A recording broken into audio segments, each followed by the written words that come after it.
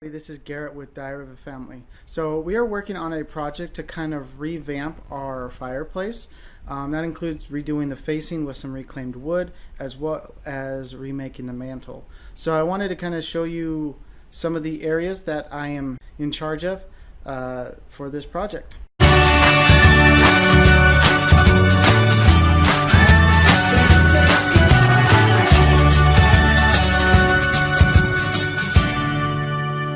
So I kind of set up our garage as a makeshift work area, and you can tell I have all my tools there, and then this is where I do all my sanding and my staining and stuff like that.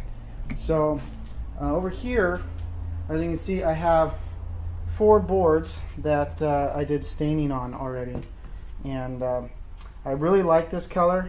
I think it's going to look really nice up there. So these 4 boards are boards that I've already finished. I kind of need to do the sides, and then I'll cut them to the desired lengths.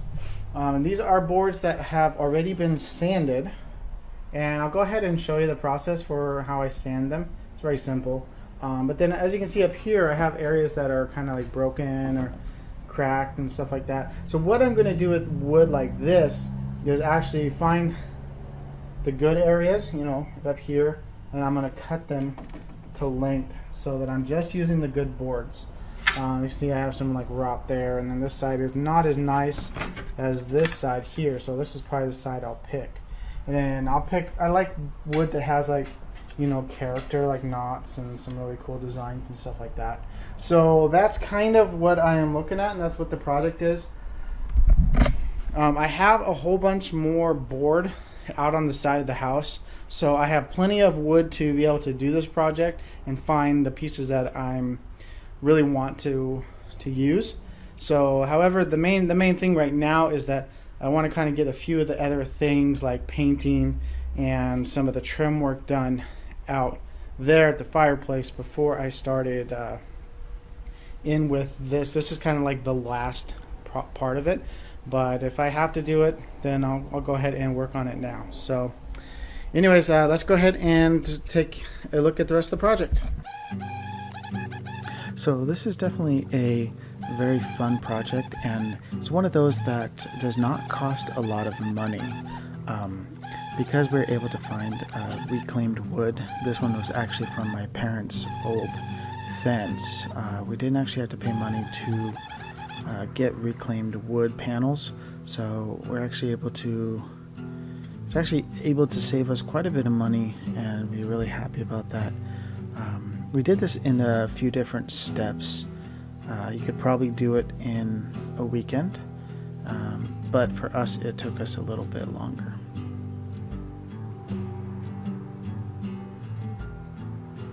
Hey, so I just finished kind of cutting and sanding the boards, and I want to show you something real quick.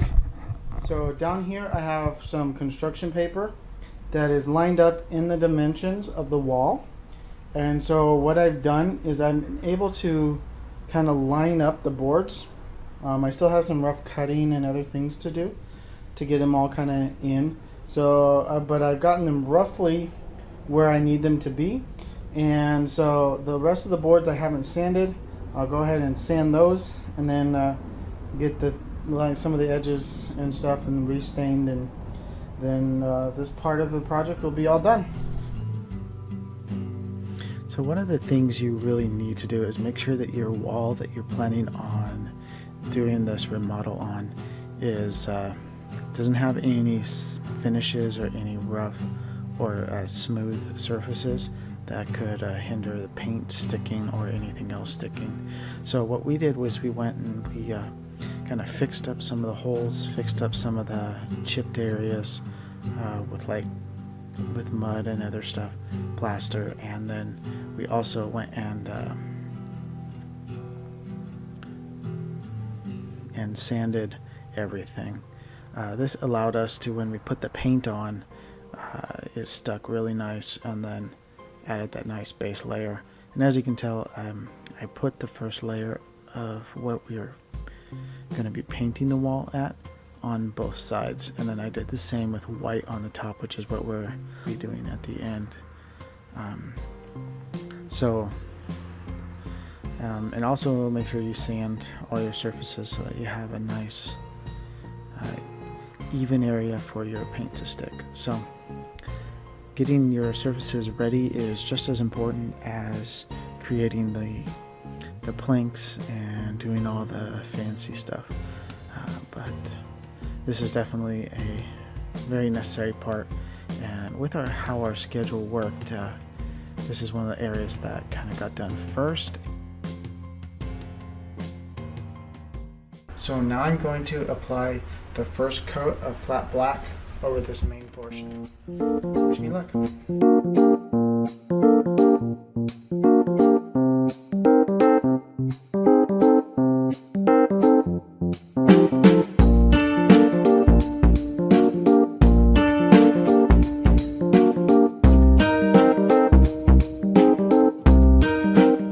So the reason we went with a flat black paint was so that when we put the planks on, it would have a nice kind of a depth behind it.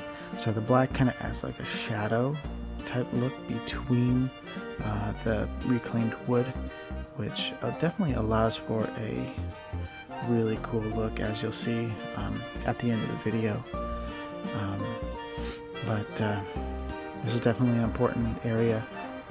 As you can see, I taped off all the areas on the walls where I'm needing to be more careful with the paint, but like the area where I was attaching the mantle to, you don't have to be as careful on. Or if you know that you're going to be repainting over certain areas, you can kind of get away with not being as precise.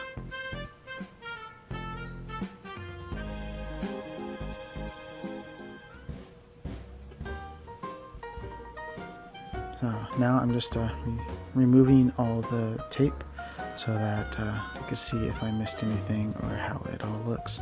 And for what the project we're doing, it's not really super important that we are 100% on all of our lines, because the majority of the lines are going to be covered up with that reclaimed wood boards.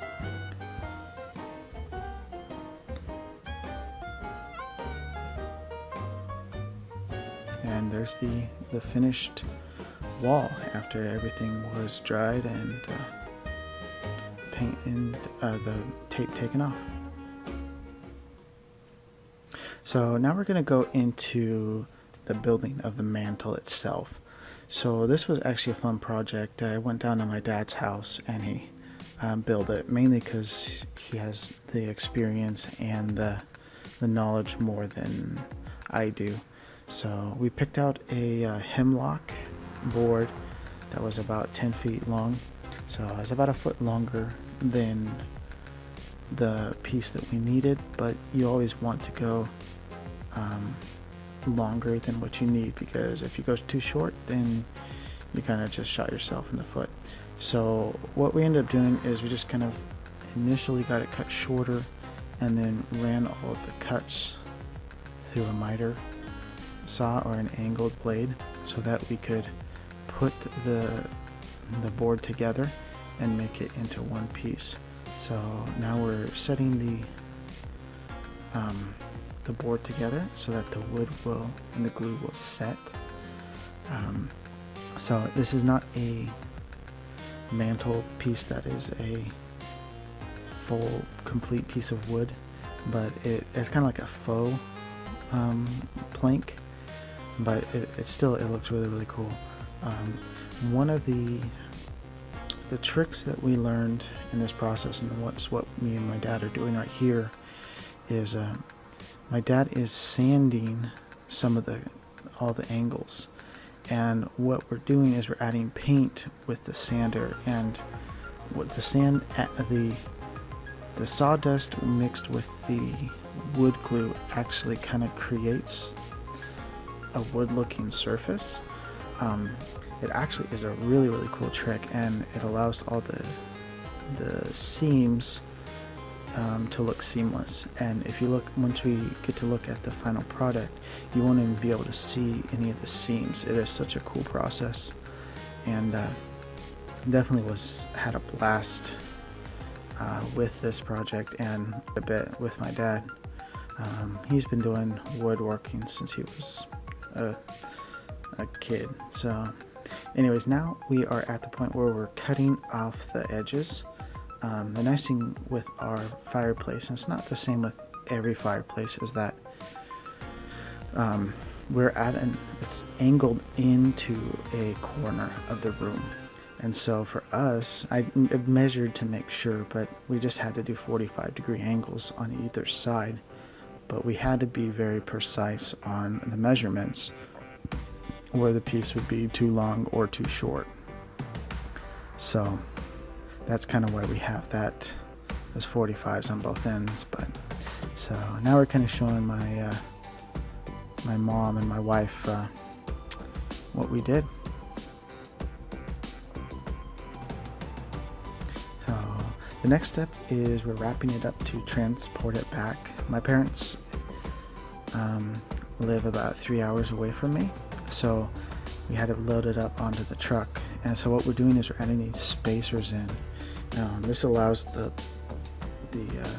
mantle not to kind of buckle underneath the pressure, or bend underneath any kind of a pressure. So, and now we're just wrapping it all up into some different protective layers, basically like a tarp and plastic coverings, so that any kind of chips or anything that might happen to the mantle itself wouldn't actually get damaged.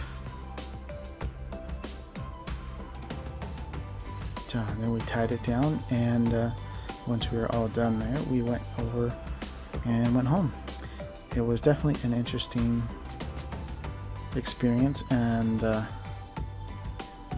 one that we'll look at doing something fun in the future. So the last step of this process was assembling everything together. As you can see, I've pre-drilled and kind of set the screws in. This is kind of necessary. I did make sure it was all fitting in place before I did this, so we had the ability to make sure it all fit into place. So I have 3 screws up top, and then I ended up putting 4 screws underneath. This allowed the mantle to be very sturdy and in the fireplace, and there's not much of a gap. There's between 1.5 inches between the stones and the mantle, so it looks really clean and really nice, and we're really happy with the overall look of it. So, and now had the most interesting piece of the board that we had to of the reclaimed wood wall was the outlet. I didn't want to, I could have just covered up the outlet, but I didn't really want to do that, because the outlet is really useful for like any kind of decorations that might be up on the mantle, like Christmas decorations or things like that. So I did my best to use a board and cut out them so that it would actually match, and I could actually include the outlet in the design. And it was fun kind of learning and how to figure out how to make sure everything was proper and in place and fit. Measurements do matter, and it's always best to maybe kind of measure a little short, and then if you need to add a little bit more room on something, then it's easy to just add up. But you know, if you go too big on something, then you actually kind of have to redo it. And there's a few times where we kind of had to redo a few boards in this process, but this was not actually able to get my measurements correct the first time, which I was very happy about. So the other thing I needed to make sure, because I pulled the outlet out about 1 inch from the back box, so I needed to get screws that were extra long. So I went to Home Depot and found the screws So now the final process is assembling the planks. And if you remember earlier on in the video, I actually connected kind of with some construction paper, so I had a general idea of what the size was. But the one thing we found interesting was that there was a bit of a difference between up on the wall and how you actually kind of have to deal with things when you're mounting it. So we ended up being able to cover most everything. I had plenty of extra boards sanded and ready to go, but at the end there was a few little points that I had to kind of stain and finish up last minute. It ended up being just fine, and we didn't have any issues, and it ended up working out well. The one thing you do notice we're doing is we're actually doing everything about pencil width apart. So we actually just took a pencil, cut it in half so that we had that pencil width, and then we just try to even up some. So we kind of normally lined up the top, the bottom edge of each board with the pencil width, so that we actually had kind of even. So if you look up close, you'll notice there's some inconsistencies with some of the top edges of the boards, but when you look further back, it actually looks very even and very uniform for a kind of a random type design. So now I'm kind of getting those last two pieces. You can kind of see they're a little extra shiny because I just finished